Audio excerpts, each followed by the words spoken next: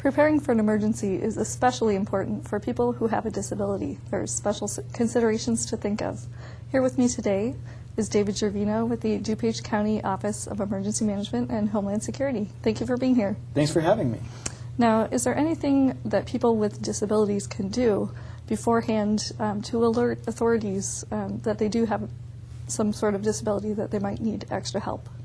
Absolutely. You know, we really want to encourage the whole community preparedness concept. So where we have people in our community who may have access and functional needs, whether they be a disability such as limited mobility or a cognitive impairment, things like that. And there are definitely registries in which people can sign up. There's the two main ones. One is called Smart 911. And basically the way that works is someone signs up for that and they put in as much information as they want. It can get very detailed, but you can just fill in the information that you'd like to share. And that way when you dial 911, the dispatcher is able to see that information. They're able to see if you're on oxygen or a ventilator and things like that. That might be helpful for first responders to know. So Smart 911 is helpful for when people call 911. The other system that we use in DuPage County is called Operation Helping Hand. And Operation Helping Hand is used when there's an emergency or disaster that affects an entire community. What we do is we pull the information from the affected community and we can provide that to police and fire. So, for example, if there's a prolonged power outage and police or fire or your CERT team, which is emergency response trained volunteers, want to check on people with functional needs, they'll contact our office. We'll provide them a list of the people who registered in this system. It's only provided through police or fire, so we do protect people's privacy. And then people can be checked on, whether it be via phone call or by going door to door. So it's really good to register both in Smart 911 so that if you call 911, the dispatcher can see what needs you may have, as well as Operation Helping Hand. So if it's a larger scale disaster and if it's requested of us by police or fire, we can provide that information to the first responders. Okay, and Smart 911 is similar. We do have information on that on Wheaton's website. It's confidential and it can only be accessed if someone calls 911. That's correct. And that's why we maintain two separate databases, because people may put a lot of information in Smart 911, and that information is not automatically shared with this Operation Helping Hand. So you do need to sign up for each of those separately. And with the Operation Helping Hand, can you give similar information? Could it be detailed about, this individual in my household has these special needs?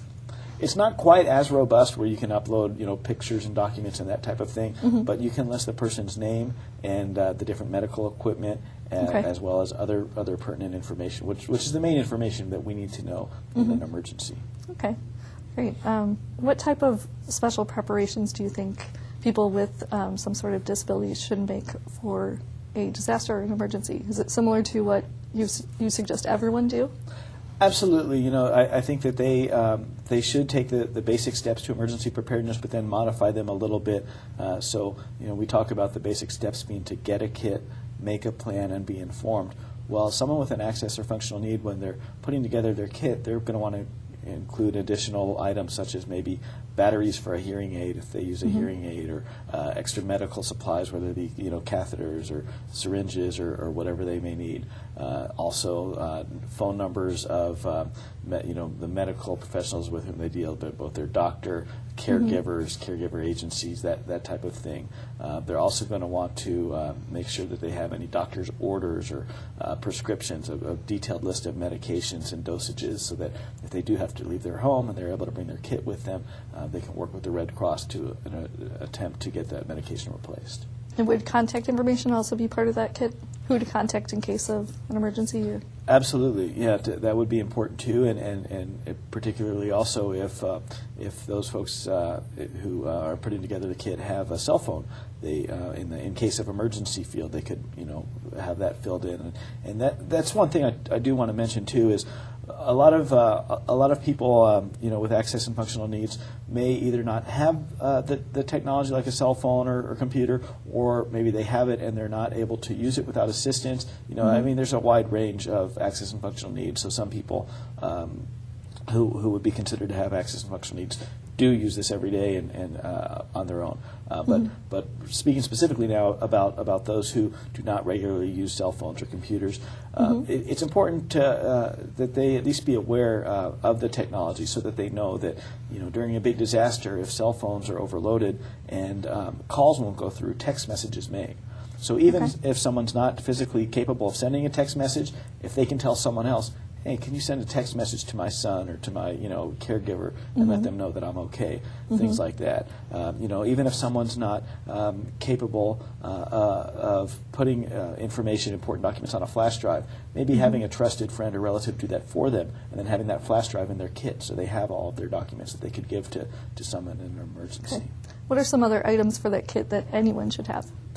Definitely people in general, in preparations for emergencies, they want to have 3 days of supplies that you could use if you were stranded or if you had to leave your home. So if you think back last year, or I guess in 2011, to the February blizzard that we had, where there was a couple days where people couldn't get out of their home, or even if they could, the stores were closed, the grocery stores were closed, restaurants were closed, so you're on your own for a little bit. Well, in a big disaster, the thought is that first responders could quickly get overwhelmed, and you may need to be able to take care of yourself for a couple of days. So you want to have things like non-perishable food. You want to have water. We say 1 gallon of water per person per day. A flashlight with extra batteries, a weather radio with extra batteries, and things so that you can be self-sufficient for up to 3 days. Okay. Who should be involved in a person's plan? You talk about the second step being making a plan. Is that correct? Definitely, yeah. And someone with access and functional needs would want to include their caregiver in the plan. So, one of the things that we saw with Hurricane Katrina, for example, is a lot of people, unfortunately, who had access and functional needs were left to fend for themselves. People who generally on a day-to-day basis need assistance from others just to sustain life when there's not an emergency, were unfortunately abandoned. So definitely want to have a backup plan in terms of what if that caregiver doesn't show up? Is there a backup person? Is there a family, friend, or relative that you can communicate? So you definitely want to consider that as part of your plan. You want to include your doctor and speak with your doctor about what I'm on a breathing machine, or I use this particular device. What if the power goes out, or what if there's a disaster and I have to leave my home? What should I do? And include those professionals in the putting together of your plan. Okay. What are other types of considerations should people make in terms of their equipment or medicine, or should they just have a list of medications? They talk to their doctors, or anything else they can do?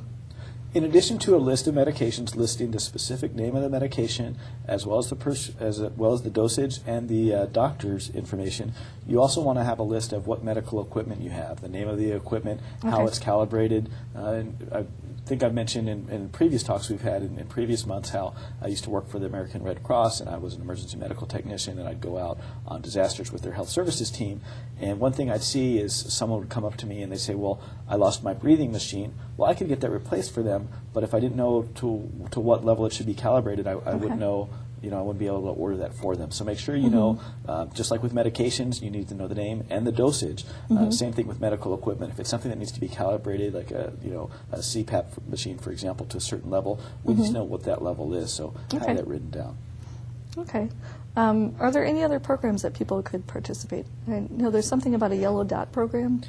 Yes, there's a yellow dot program where people who have vehicles and have access and functional needs are able to place this yellow dot sticker on their windshield on the back of their car, and that signifies to first responders that there's information in the glove compartment about their access and functional needs. So someone who may have an impairment where they're not able to communicate, for example, a police or firefighter as part of this program, hopefully we'll see this yellow dot and know that, okay, in the glove compartment I can get the information I need to be able to better assist this person.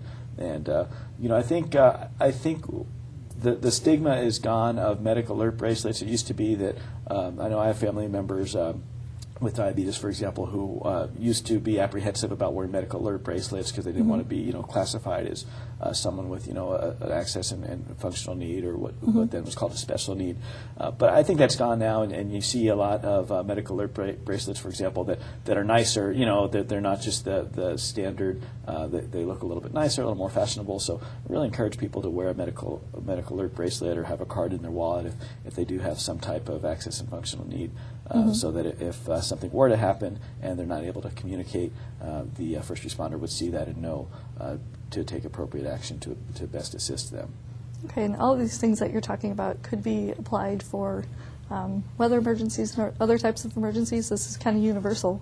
Absolutely. When we look in DuPage County at our office, when we talk about emergency preparedness, we really like to focus on all hazards preparedness, so that there's so many different types of disasters we can prepare for. We've talked about earthquakes before, which aren't very common, but they still could happen. But the great thing about it is there are steps you can take so that regardless of what the disaster is, you can be prepared. And those steps were to get a kit, make a plan, and be informed. So that's the nice thing, is that when it can seem overwhelming, the different types of things to prepare for, terrorist threats and this and that, you just know that you can take simple steps that, regardless of the disaster, will hopefully keep you safer. And those steps, again, are to get a kit, make a plan, and be informed.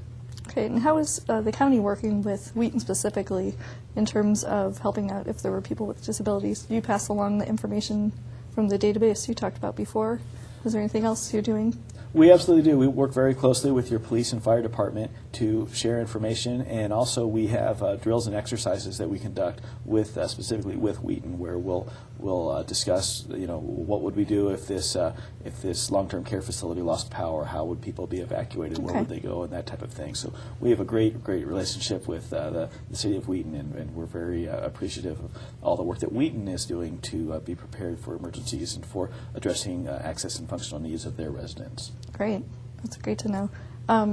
People, caregivers, people who have disabilities themselves, anyone who needs more information, where could they turn to make sure that they really are prepared for anything? People can contact us by calling us at 630-682-7925.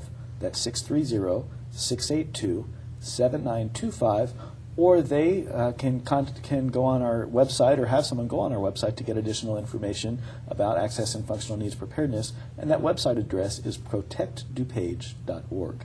And some of those programs that you talked about, the Yellow Dot program, Smart 911, are all of those programs listed on your website? I know Wheaton has Smart 911 and Yellow Dot, so you can find those on the city's website, but additional programs, can you find information on protectdupage.org?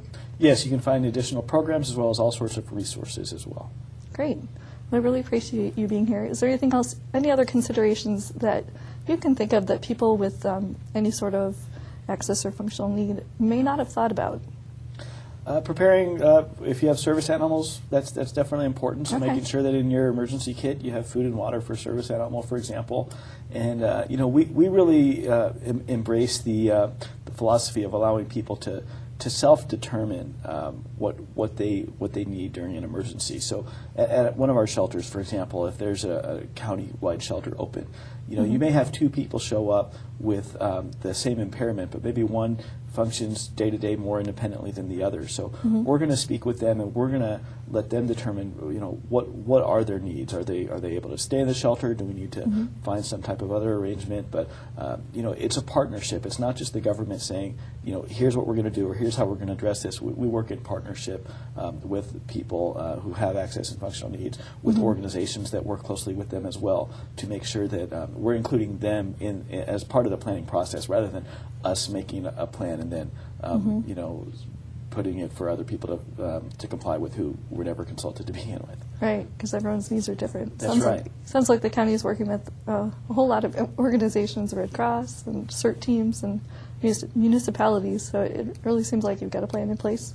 We appreciate letting us know what you're doing and how you're working with Wheaton to keep residents safe. Thank you very much for being here. Thank you.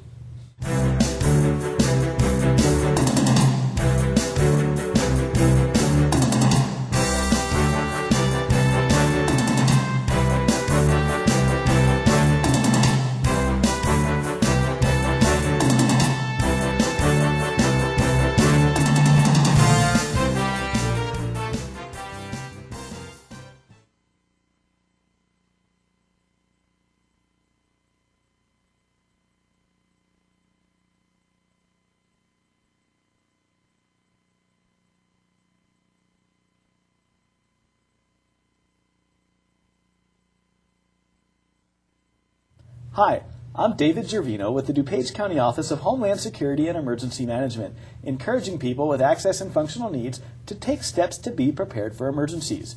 In your emergency kit, make sure that you have food and water that will sustain you for up to 3 days if an emergency strikes.